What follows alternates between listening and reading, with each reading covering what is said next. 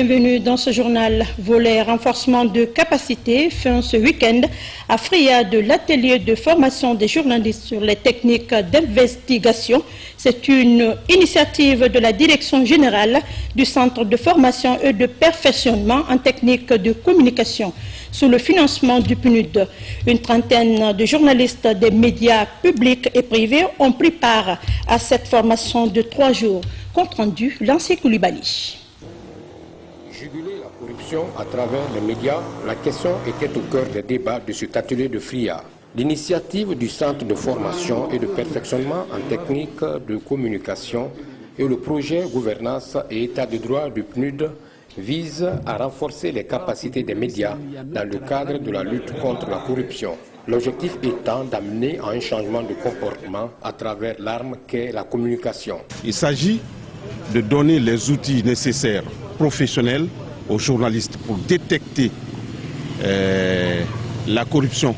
Nous estimons que les enseignements que les participants ont reçus vont leur permettre effectivement de lutter contre la corruption, non seulement dans ce secteur-là, mais partout.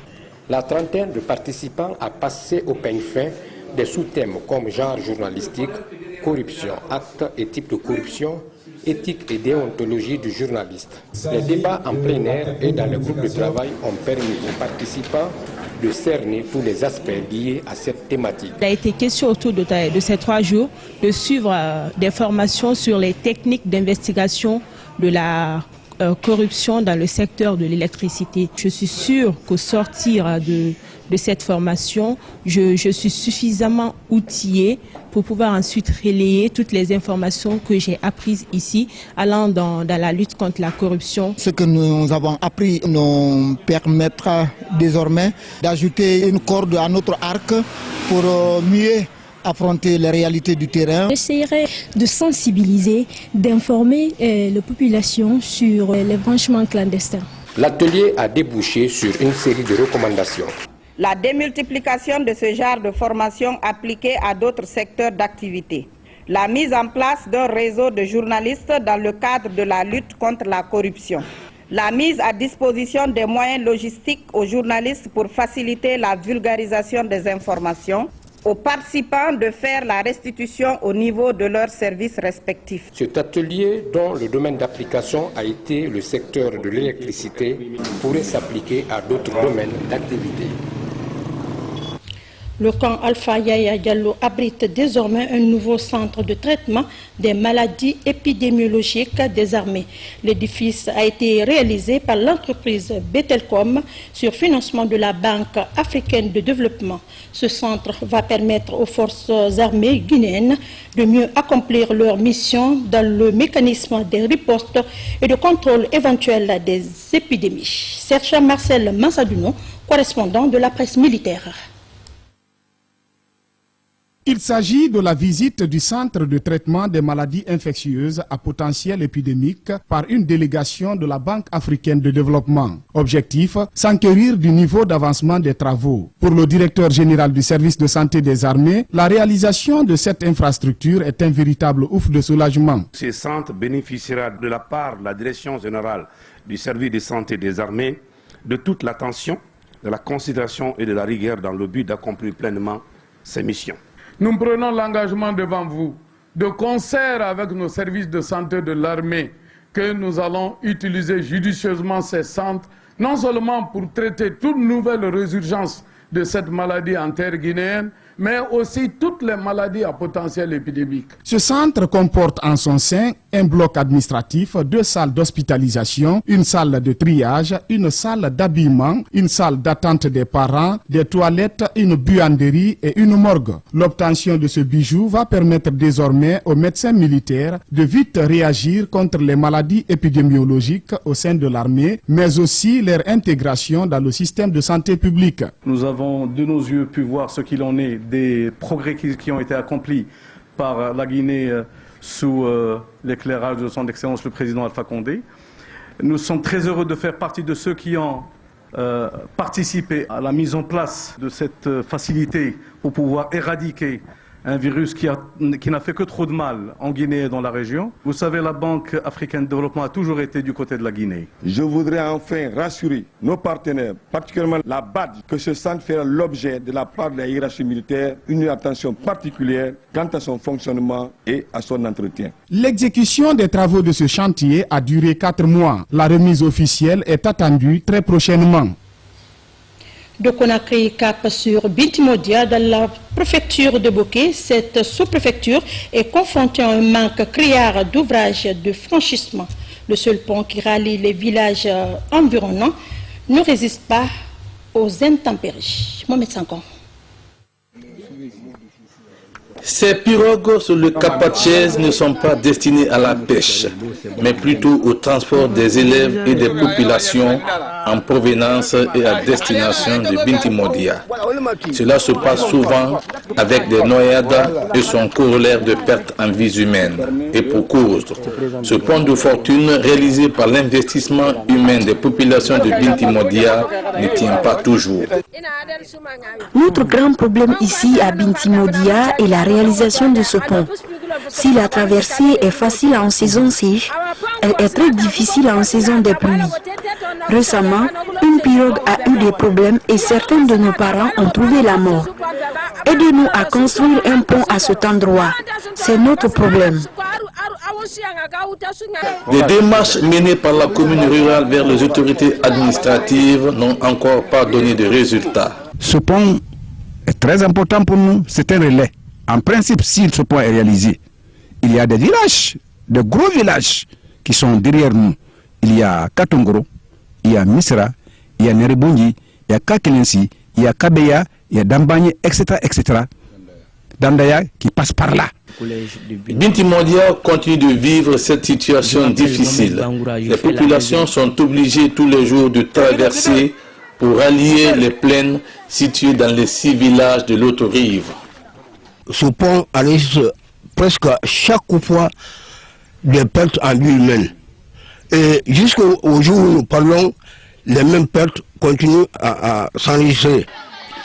La sous-préfecture de Bintimodia est l'un des greniers de Bokeh qui continue de vivre des problèmes d'évacuation des produits vers la commune urbaine située à environ 50 km.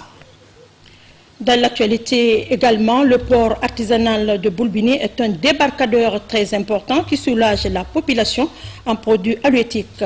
Mais aujourd'hui, ces pêcheurs sont confrontés à de nombreuses difficultés, dont entre autres le manque d'assistance en matériel adéquat. Mamadou Baïlo-Bari.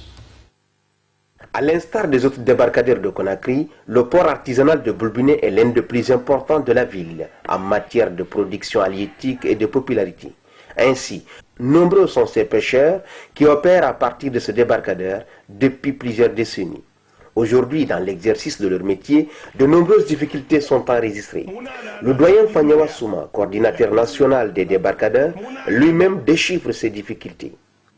Difficulté mundum, hakata mukamata di soto, dinga kumbe mkutanana, wallahi. Akamu kumadi mukaile soto, mukamashini soto, kadi mufa sarefi, professeur kamu kumadi nara, dinga kumbe mkutanana, hakadi diena mkutana, mtana maburansi kumbo. Le port artisanal de Boulbini accueille également des pêcheurs de la sous-région. Son équipement et sa sécurisation devraient être une priorité. Bureau de coordinateur national des débarcadères de la République de Guinée. Kembuka est mangé femme bé, na coordinateur de femme bé. Né de choix béné. Dakar femme bé, né de choix ma béné. Mangé na Colomb, ministre de transport à Colomb, ministre de la pêche à Colomb. Bontanien et femme bé. Bani eka capital not choc. Eka yaka sukude noajibu. Ina man noajibu. Mortan nanaki. Salong ebinu nabetu. Una amfindi ma wengi dongwera. Magui munana kai. Eskuro wai munana kai. Agata mugama tedesto. En attendant, l'espoir est permis et les regards sont jetés vers l'État, le seul capable de booster l'économie guinéenne à travers la pêche dans ses différents faciès. Dans le même sillage, la vente des produits halieutiques est devenue une activité pour bon nombre de personnes au débarcadère de Boulbiné. Pour ces pratiquants, cette activité leur permet de subvenir à leurs besoins. Alcéne Guissé, suivez. Foulematou Conté est une vendeuse de produits halieutiques au port artisanal de Boulbiné. Une activité génératrice de revenus. Chaque matin, elle se pointe au débarcadère en attente des clients piroguiers en provenance de la mer. Ici, au port artisanal de Boulbiné, entre piroguiers et mareyeuses, le prix se négocie avant le départ des piroguiers en mer. Aussitôt approvisionné, Foulematou Conté commence la vente. Ega dépense ndena 100 000 ndena 150 000 na kunki nangali tona bendu ngetama yela kunki tang kunka kaina dépense rabama ne tan nafa ega kunka no amati fe na amati mananama ne na amati egbe mirima mo fanfansiga mo fatungo ne egbe mirima mo walmana kinebe. Pour assurer leur quotidien, d'autres jeunes en provenance des différents quartiers de la capitale se livrent au transport des produits halieutiques sur le marché. C'est le cas de Ousmane Kamara.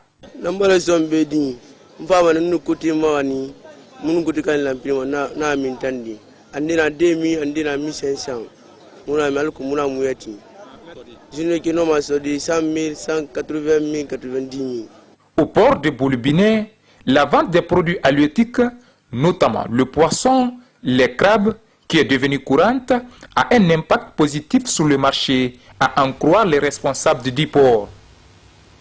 Merci Alcéne Guissé pour ce reportage. Cap désormais à Boké pour la découverte du village de Kataba dans la sous-préfecture de Kolabouni. Cette localité essentiellement peuplée de Peuls a une histoire riche et variée. Je vous invite à suivre avec Idrissa Ba. Connu pour ses valeurs islamiques et sa réputation dans l'enseignement du Coran, Misside Kataba est l'un des villages de Satong, situé à 12 km du centre-ville de Kolabouni. Ce village, majoritairement habité par des Peuls et les Verts, dont les arrière-grands-parents sont venus de Fouta, en passant par Bouléré dans les Boé de Sangaredi. Comment ces Peuls se sont-ils retrouvés sur le littoral et quel a été le début de ce village estimé à 800 habitants? Le village a été créé par notre grand-père, Tcherno Soulay Bobo. Il vient de Kantouba. C'est à 43 km de Boké sur la route de Gawal. L'émigration des Peuls en Basse-Guinée, c'est généralement à cause de trois causes. Il y a trois causes. La première raison, c'est une raison religieuse. La deuxième cause, elle est commerciale. La troisième raison, c'est une raison pastorale. Son forage inopérationnel depuis quelques années, Misside Kataba traverse une crise d'eau potable et les résidents s'en inquiètent. Notre village a des difficultés. Dans tout le village, il n'y a pas un forage. On consomme l'eau depuis, c'est pour cela souvent il y a des maladies. Aujourd'hui, le village se vide de sa jeunesse par le fait de l'exode rural. 80% des résidents sont dans l'ordre du 3e âge. Excepté cette école primaire, Misside Kataba n'a de nos jours aucune infrastructure d'intérêt communautaire. Des très belles images, c'est la fin de ce journal. Merci à tous de l'avoir suivi. Tout le plaisir a été pour moi de vous servir durant les 3 jours. Au revoir.